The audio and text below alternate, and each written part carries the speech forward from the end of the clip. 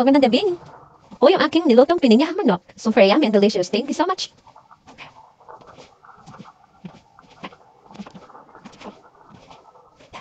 Magluluto tayo ngayon ng pininyahang manok.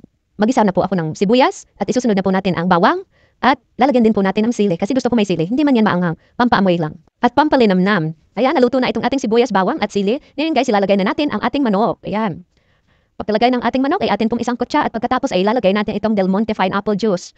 At lalagyan din natin ng isang cubes. At pilutuin po natin guys ng mga 20 to 30 minutes. Ayan guys. Pagkalagay natin, atin pong takpan at pakuluan. Wow, luto na po itong ating manok for 20 minutes. Ayan, lumabas na rin po ang kanyang mantika. Lalagay rin tayo ng Himalayan salt. At saka black pepper at lagyan din po natin ng garlic powder. Pampalasa. Haluin at ilalagay din natin itong ating prenitong patatas at carrots. At haluin, lalagay din po natin itong ating bell pepper na prenito at ang ating pinya. Ang ating main recipe ay ang pinya na nagpapasarap at linamnam sa ating lutuin na pininyahang manok. Takpan at lutuin po natin. Pwede po kayong maglagay ng gata ng nyog at or ibap. Ang ilalagay ko po ay 1 tasang ibap na nagbibigay linamnam sa ating pininyahang manok. Tatakpan po natin at pakukuluan ng ilang minuto. At okay na po itong ating pininyahang manok. Thank you so much for watching.